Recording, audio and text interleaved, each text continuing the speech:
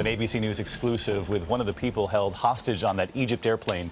Ben Innes, who famously took this photo with the hijacker, was one of the passengers trapped on that aircraft for 6 hours, and I spoke with him. The real story behind this photo. I talked to him moments ago. Ben, thanks so much for joining us. First of all, we're glad you're okay, that everyone on that plane is okay. But let me start by asking the question that so many people around the world were asking.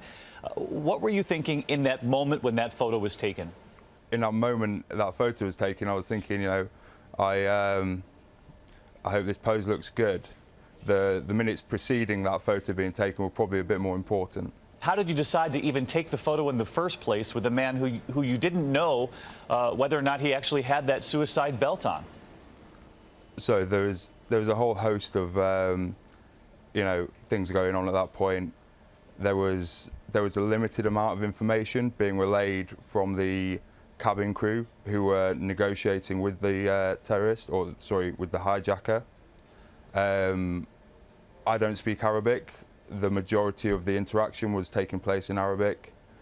In order for me to get a better understanding of the situation and to engage with this person, I thought of several ways in which I could further interact with him, of which taking a selfie was one. There was an actual strategy behind taking that photograph with the hijacker? Yeah, believe me, it was a very thought-through process.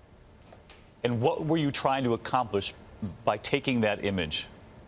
I wanted to interact with the hijacker. I wanted him to understand that I was a human, I was doing human things, that I wasn't just a nameless, faceless victim, that I was a real living person.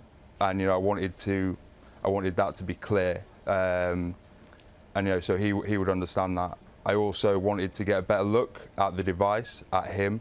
I needed to understand if he had any other weapons, if there were any other hijackers I hadn't seen who were with him. I'm so glad that it did end well, but is there any regret in calling it the best selfie ever? In terms of regret, I have no regrets whatsoever about my actions on that aeroplane. You weren't fearful in taking the photo? Not in the slightest. And Ben, Sorry. You have said that your mom told you not to do anything to draw attention to yourself. We saw the image of you with your mother not long after. Did she ask you why you didn't follow her instructions? Well, she asked me, what were you doing? And I explained to her in a similar way that I've explained to you.